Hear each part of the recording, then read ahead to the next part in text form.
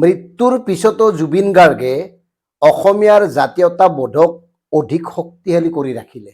মৰ্মিতা মিত্ৰ কেৱল এটা সামান্য অজুহাতহে।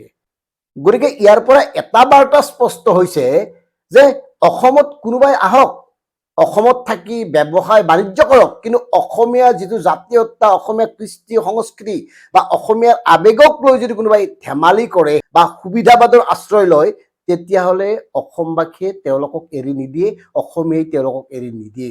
মৰ্মিতা মিত্ৰই জুবিন গাৰ্গৰ গীত গাবলৈ চেষ্টা কৰিছিল, আমি তেওঁক আদৰণি জনাইছিলোঁ।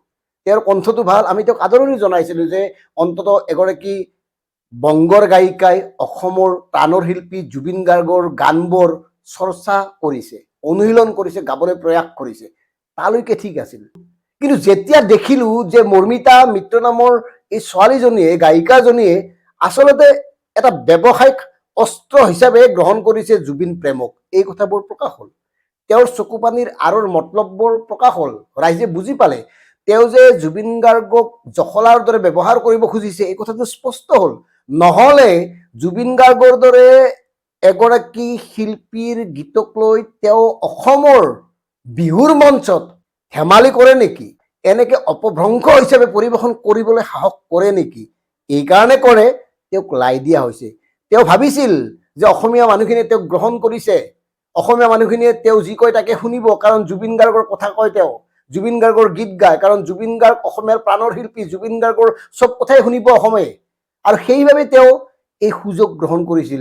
আৰু যেতিয়া সচেতনসকলে তেওঁৰ বিৰুদ্ধে গৰজি উঠিল, ইখনৰ পিছত সিখন অনুষ্ঠান বাতিল কৰিলে, এইটোৱে বাৰ্তা যে অসমীয়াৰ আৱেগক লৈ বা জুবিন গাৰ্গক লৈ এনেকুৱা ধেমালি নকৰিবা, এনেকুৱা ধেমালি অসমীয়াই সহ্য নকৰে, এই বাৰ্তাটোৱে স্পষ্ট হৈছে।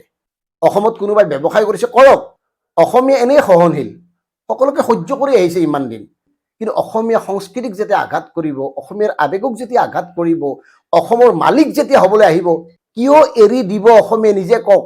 বহিৰাজ্যৰ কোনো লোকে অসমত থকাৰ সম্পূৰ্ণ অধিকাৰ আছে। এগৰাকী ভাৰতীয় নাগৰিক হিচাপে তেওঁলোকে অসমত ব্যৱসায় বাণিজ্য চাকৰিও কৰিব পাৰে, কিন্তু অসমৰ যদি মালিক হ'বলৈ কোনোবাই অপচেষ্টা কৰে, প্ৰয়াস কৰে, ষড়যন্ত্ৰ কৰে, তেতিয়াহ'লে অসমবাসীয়ে তাক কোনো কাৰণত সহ্য নকৰে। আৰু এইটো খুব ভাল লক্ষণ। বিশেষকৈ জুবিন গাৰ্গে জাতীয়তাবাদক যিধৰণে শক্তিশালী কৰি তুলিলে, অসম আৰু অসমীয়াক যিধৰণে অসমীয়া জাতিসত্তাটোক সন্মান কৰিবলৈ শিকালে, অসমৰ মাটিক শ্ৰদ্ধা কৰিবলৈ শিকালে, এইটো কিন্তু বৰ ভাল কথা, খুব গুৰুত্বপূৰ্ণ কথা। নহ'লে অসম নাথাকিব। এতিয়া ৰাজনৈতিক নেতাসকলে অসমখনক কি হিচাপে ব্যৱহাৰ কৰিছে প্ৰত্যেকেই জানে।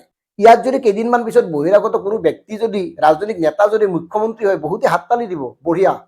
অসমত অসমীয়াই মুখ্যমন্ত্ৰী হ'ব লাগিব, অসমত অসমীয়াই শাসন কৰিব লাগিব, অসমত অসমীয়াৰে অধিকাৰ থাকিব লাগিব। আৰু এই কথাটো স্পষ্টভাৱে কৈছোঁ যে আমিও ভাৰতীয়, কিন্তু ভাৰতীয় হোৱাৰ আগতে আমি প্ৰথম অসমীয়া। গতিকে এই যিটো চিন্তা, এই যিটো চেতনা, এই চেতনাটো যিমান মূৰ্তমান হ'ব, সিমানেই জাতিৰ কাৰণে শুভ লক্ষণ। কেইদিনমান আগতে এগৰাকী ৰাজনৈতিক নেতাই কৈছে, মানে জয়ন্ত দাস বেলতলাৰ, তেওঁ কৈছে যে জাতীয়তাবাদ নোহোৱাকৈ কোনো কাৰণত ৰাষ্ট্ৰীয়তাবাদ হ'ব নোৱাৰে। অসমখন উন্নত হ'লেহে ভাৰতবৰ্ষ উন্নত হ'ব। অসমক বাদ দি ভাৰতবৰ্ষক উন্নত কৰিবলৈ গ'লেতো নহ'ব। আৰু প্ৰতিখন ৰাজ্যই যদি নিজকে উন্নত কৰিব পাৰে, প্ৰগতিশীল কৰিব পাৰে, নিজকে শ্ৰেষ্ঠ হিচাপে প্ৰতিষ্ঠা কৰিব পাৰে, তেতিয়াহ'লে ভাৰতক বেলেগকৈ প্ৰতিষ্ঠা কৰাৰ প্ৰয়োজন নাই, কাৰণ আমি চবেই লগ লাগি ভাৰত। এই কথাবোৰ আমি হৃদয়ংগম কৰিব লাগিব। প্ৰথমতে এগৰাকী স্বাভিমানী অসমীয়া হৈ আৰু এগৰাকী গৌৰৱী ভাৰতীয় হৈ অসমক প্ৰথম সুৰক্ষিত কৰিব লাগিব, এয়াই কথা। গতিকে শেহতীয়াভাৱে যিবোৰ ঘটনা ঘটিছে, খুব আশাৰ লক্ষণ, খুব ভাল কথা। এনেকৈ যদি আমি আমাৰ স্বাভিমান, এনেকৈ যদি আমাৰ জাতীয়তাবোধক এনেকৈ আগবঢ়াই নিব পাৰোঁ, তেতিয়াহ'লে অসমক আঙুলি উঠাবলৈ ভয় কৰিব। আৰু এই যিটো সাহস, এই যিটো চেতনা, এয়া জুবিন গাৰ্গে দি থৈ গ'ল। মৰ্মিতা মিত্ৰ মাত্ৰ এটা অজুহাত। অসমৰ মালিক হ'বলৈ কাকো দিয়া নহ'ব, অসম অসমীয়াত, এই কথাটো প্ৰত্যেকেই মনত ৰখা উচিত। ধন্যবাদ। জয় অসম।